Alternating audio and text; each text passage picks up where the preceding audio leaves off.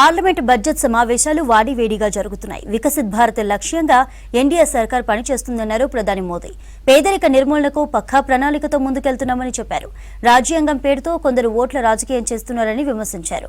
లోక్సభలో ప్రధాని మోదీ స్పీచ్ ఎన్నికల ప్రసంగంలా ఉందన్నారు విపక్ష లీడర్స్.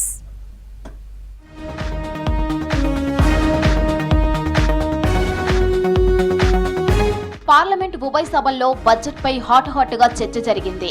వికసిత్ భారత్ లక్ష్యంగా ఎన్డీఏ సర్కార్ పనిచేస్తుందన్నారు ప్రధాని మోదీ. లోక్సభలో రాష్ట్రపతి ప్రసంగానికి ధన్యవాద తీర్మానంపై చర్చ సందర్భంగా మాట్లాడారు మోదీ. మూడోసారి ఎన్డీఏని గెలిపించిన ప్రజలకు థ్యాంక్స్ చెప్పారు. పేదరిక నిర్మూలనకు శక్తి వంచన లేకుండా కృషి చేస్తున్నామన్నారు. కులాలపై మాట్లాడడం విపక్ష నేతలకు ఫ్యాషన్ గా మారిందన్నారు మోదీ.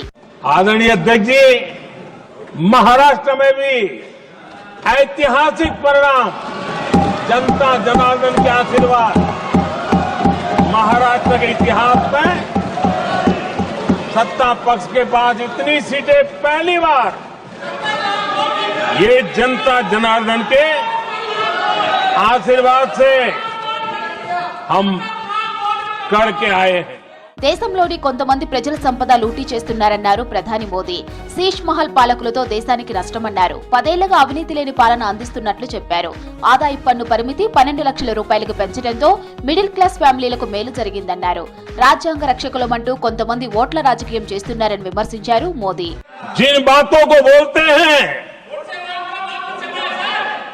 इंडियन स्टेट के सामने मोर्चा लेना, ये अर्बन नक्सल की भाषा बोलने वाले, इंडियन स्टेट के खिलाफ लड़ाई की घोषणा करने वाले न संविधान को समझ सकते हैं, न देश की एकता को समझ सकते हैं.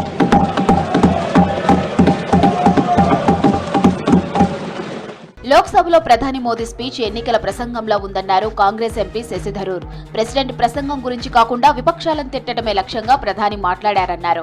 బడ్జెట్ పై ప్రతిపక్షాల ప్రశ్నలకు ఎలాంటి ఆన్సర్ రాలేదన్నారు. चुनावी भाषण था कल, तो दिल्ली के लोग वोट करने के लिए जा रहे हैं. इसी मन के साथ ही प्रधानमंत्री बोला है. मेरे ख्याल में उससे ज्यादा हम क्या बोले. क्या अर्बन नक्सल क्या है, उसका मतलब भी क्या है?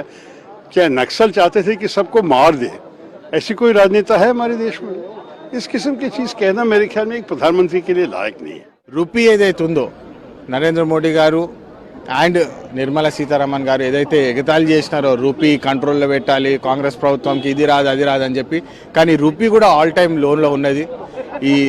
ఇది కేవలము బీజేపీ వాళ్ళ నిర్లక్ష్యం వల్ల, not having good principles, strategy కేవలము ప్రజలను మబ్బులో పెట్టి వాళ్ళని మాయ చేసే రాజకీయాలు చేస్తే మన దేశం ఇట్లనే ఉంటదని చెప్పి స్పష్టంగా తెలుస్తుంది. 10 ఏళ్ల ఎన్డీఏ పాలనలో దేశ ఆర్థిక వ్యవస్థ పతనమైందన్నారు Congress MP Renuka Chowdhury. Make in India అనేది నినాదంగానే మిగిలిపోయిందన్నారు. మోదీ పాలనలో చైనా నుంచి దిగుమతులు రెట్టింపయ్యాయన్నారు. డాలర్తో పోల్చితే రూపాయి విలువ రోజు రోజుకు పడిపోతుందన్నారు రేణుకా చౌదరి. यहाँ भ्रष्टाचार के वजह से रुपया स्लाइड हो रही है.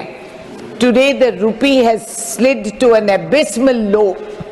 How does the falling rupee affect our people? Fuel, petrol का दाम, कुकिंग ऑयल, मेडिसिन्स, इन सब की दाम बढ़ गई. जो हमारे घर का सेविंग्स है वो सब घट गए हैं. వక్ఫ్ బోర్డు సవరణ బిల్లుపై కేంద్రంలోని బీజేపీ సర్కార్ కక్షపూరితంగా వ్యవహరిస్తుందన్నారు MIM chief Asaduddin Owaisi. BJP సంఖ్యాబలం ఉపయోగించి తుది నివేదికను ఆమోదించిందన్నారు. జేపీసీలో ముస్లిమేతరులు నియమించడం కేంద్రం వివక్షకు నిదర్శనమన్నారు ఓవైసీ.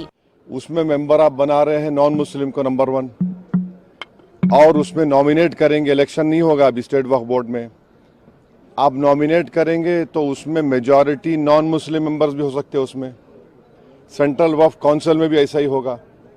दूसरी बात यह है कि limitation act Hindu endowment board पर, सिख के गुरुद्वारा के ऊपर, क्रिश्चियंस पर अप्लाई नहीं होता, तो वक्फ बोर्ड पर क्यों लिमिटेशन एक्ट अप्लाई करने जा रही है सरकार?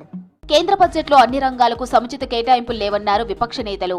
మధ్యతరగతి పేదల సంక్షేమమే లక్ష్యంగా బడ్జెట్ ఉందని కౌంటర్ ఇస్తున్నారు బీజేపీ లీడర్లు.